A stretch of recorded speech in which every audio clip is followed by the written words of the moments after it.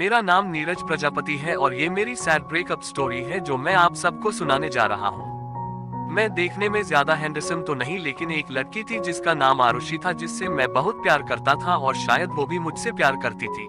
शायद ये बात है सितंबर 2018 के वक्त की, जब मेरी और आरुषि की बातें बहुत कम होने लगी थी। मैंने आरुषि को कई बार पूछा था कि आजकल क्यों तुम मुझसे बात कम करती हो, कोई प्रॉब्लम है क्या, कोई परेशान कर रहा है क्या, लेकिन आरुषि ने मुझे कुछ नहीं बताया। फिर एक दिन रात को 11:30 मुझे आरुषि की याद आ रही थी और मैंने सोचा क्यों ना उससे बात कर लूं। जब फोन किया तो उसका फोन बिजी था।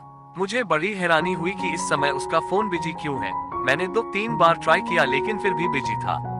थोड़ी देर बाद आरुषि का फोन आ गया और उसने कहा कि उसकी फ्रेंड नेहा का फोन था और वो कल की कॉलेज असाइनमेंट के बारे में पूछ रही थी। मुझे थोड़ा शक हो चुका था कि आरुषि किसी और से बात कर रही था। इसी तरह 1 महीना बीत गया और उस 1 महीने में आरुषि मुझसे बहुत कम बातें करने लगी थी। ये बात अब मुझे खटकने लगी थी।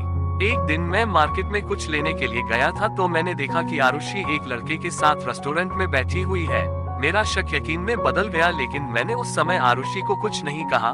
मैंने वहां से चुपके से निकल गया। घर आकर मैंने बहुत सोचा कि कहीं ये मेरा प्यार एक तरफा तो नहीं। मैं बहुत उदास था क्योंकि उस दिन मैं बहुत अकेला महसूस कर रहा था। अगले ही दिन मैंने आरुषि को फोन किया और उसे मिलने के लिए बुलाया। मैं अंदर ही अंदर जानता था कि ये शायद मेरी आरुषि के साथ आखिरी मुलाकात होगी। उस दिन मैं बहुत इमोशनल था। मैं आरुषि को मिला, उसका हाथ पकड़ा और मैंने वो कहा जो मैंने कभी सोचा भी नहीं था। मैंने आरुषि को कहा, आरुषि, मैंने तुम्हें बहुत प्यार किया था। मेरा वक्त, मेरा दिल, मेरी फीलिंग्स सब तुम्हारे लिए थी, लेकिन तुम शायद बदल गई हो और इसमें कोई बुराई नहीं। वक्त के साथ हर इंसान बदल जाता है, लेकिन कम से कम मुझसे एक बार बात तो करके देखी होती। खैर, मुझे पता है कि तुम्हारा अफेयर किसी और के साथ भी है और इसीलिए मैं चाहता हूँ कि तुम मेरे इस बंधन से आजाद हो जाओ। मैं नहीं चाहता कि तुम मेरा दिल टूटने के डर से मुझे कुछ ना कह पाओ, इसलिए आज मैं तुमसे कहने आया हूँ। आरुषि, आज के बाद मैं तुम्हें कभी नहीं मिलूंगा और हाँ, मैं तुम्हें तुम्हारी जिंदगी के लिए शुभकामनाएं देता हूँ और चाहता हूँ कि तुम जिंदगी में हमेशा खुश रहो। आरुषि बिना कुछ बोले मेरी बातें सुन रही थी। शायद उसे भी पता था कि मुझे उसके अफेयर के बारे में पता चल चुका है। उसकी आंखें नम भी थी, लेकिन अब मुझे कोई फर्क नहीं पड़ता था। उस दिन मैंने सीखा कि जो तुम्हारी खामोशी नहीं सुन सकता, वो तुम्हारे लफ्ज भी कभी नहीं सुन सकता।